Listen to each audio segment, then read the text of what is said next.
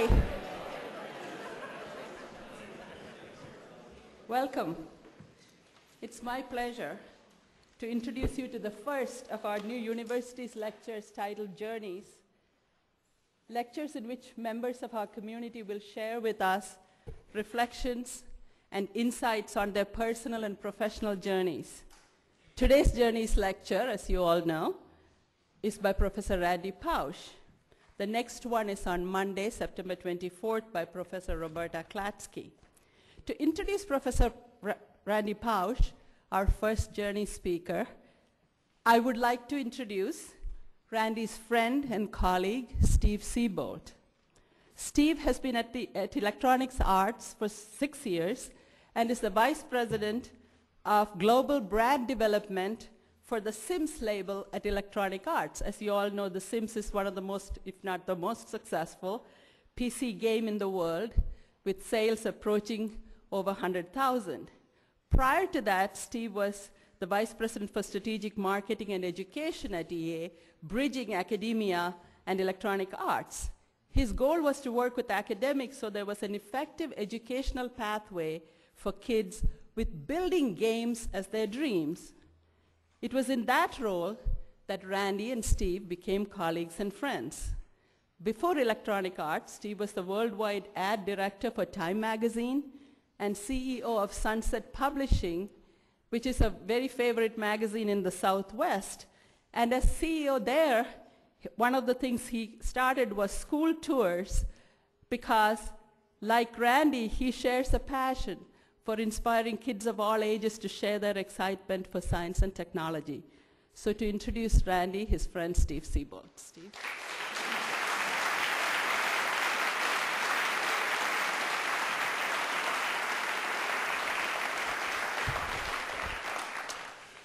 Thank you very much. I don't mean to sound ingracious by correcting you, but given that our PR people are probably watching this on webcast, I'd catch heck if I went home and didn't say that it was 100 million units for The Sims. Not that big numbers matter to Electronic Arts. I don't see any empty seats anywhere, which is a good thing, which means I just want to bet from Randy, as a matter of fact. Depending upon whose version of the story you hear, he either owes me $20 or his new Volkswagen. So I'll take the car. It's a pleasure to be here. Thank you very much. I'm going to start by covering Randy's academic credentials. It's a little bizarre for me to be standing here at Carnegie Mellon, which is a school I couldn't get into, no matter how much I contributed to this institution. But no, really, I'm not kidding. You all think, oh gosh, he's humble. Really, no, I'm not humble at all. Very average SAT scores, you know, right in the middle of my high school class of 900. Anyway, Randy earned. It really pisses me off that Randy's so smart. Actually, I called him. We decided about, 4 weeks ago, when we heard the news went from, like bad to horrific. It was on a Wednesday night, and I said, look, we have two choices. We can play this really straight and very emotional, or we can go to dark humor. And for those of you who know Randy well, he was like, oh, dark humor. So I called him the next day, and I was like, dude, you can't die. And he's like, what do you mean? And I said, well, when you die, the average IQ of Siebold's friends is going to drop 50 points. To which he responded, we need to find you some smarter friends. So you're all smart because you're here, so if you want to be my friend, I'll be over the corner of the reception room. Randy earned his undergraduate degree in computer science at Brown in 1982, his PhD in CS from Carnegie Mellon in 1988, and taught at the University of Virginia, where he was granted tenure a year early. He joined the Carnegie Mellon faculty in 1997 with appointments in the CS, HCI, and design departments. He has authored or co-authored 5 books and over 60 reviewed journal and conference proceeding articles, none of which I would understand. With Don Marinelli, he founded the Entertainment Technology Center, which quickly became the gold standard organization for training artists and engineers to work together.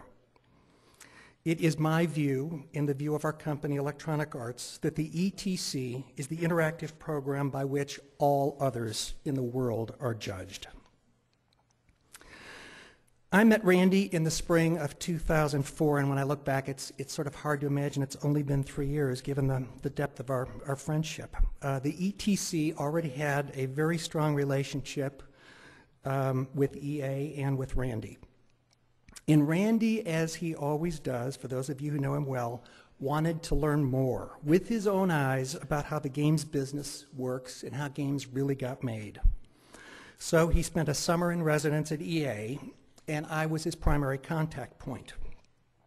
We were, in my view, the odd couple. Randy, the brilliant, charming, Carnegie-educated CS professor, and me, who went to the University of Iowa on a wing and a prayer. We spent a lot of time together that semester, and for those of you who know Randy well, that's a lot of turkey sandwiches on white bread with mayo.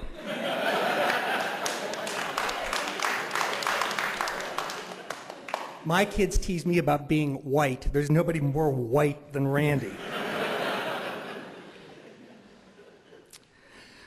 We spent an enormous amount of time together. We taught each other about each other's very interesting, strange cultures to the other, academic versus the corporate world. And we developed a deep friendship woven together with stories about our kids, our wives, our parents, as well as deep discussions about the paramount importance of integrity in everything you do, family first, religion, our shared joy in connecting people and ideas, in deploying money and influence to do good, and the importance of having a lot of laughs along the way. Randy's dedication to making the world a better place is self-evident to anyone who has crossed paths with him. Whether it's directly influencing students, creating organizations like the ETC, building tools like Alice, or doing what he probably does best, which is bridging cultures. As Bing Gordon, EA's chief creative officer, says of Randy, even more important than Randy's academic, philanthropic, and entrepreneurial accomplishments has been his humanity and the enthusiasm he brings to students and coworkers on a daily basis. For those of you who know Randy, Randy brings a particular zest for life and humor, even while facing death. To Randy, this is simply another adventure. It is my great honor to introduce Dylan, Logan, and Chloe's dad, Jay's husband, and my very dear friend, Dr. Randy Pausch.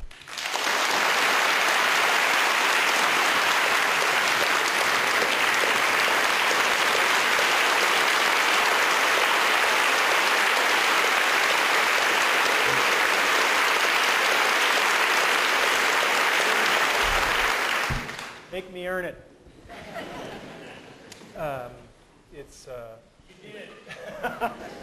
It's wonderful to be here. What Indira didn't tell you is that this lecture series used to be called The Last Lecture. If you had one last lecture to give before you died, what would it be? I thought, damn, I finally nailed the venue, and they renamed it. So, you know, in case there's anybody who wandered in and doesn't know the backstory, my dad always taught me when there's an elephant in the room, introduce them. If you look at my CAT scans, there are approximately 10 tumors in my liver, and the doctors told me 3 to 6 months of good health left. That was a month ago, so you can do the math. I have some of the best doctors in the world, and the microphone's not working? Then I'll just have to talk louder. All right. Is that good? All right. So that is what it is. We can't change it, and we just have to decide how we're going to respond to that. We cannot change the cards we are dealt, just how we play the hand. If I don't seem as depressed or morose as I should be, sorry to disappoint you.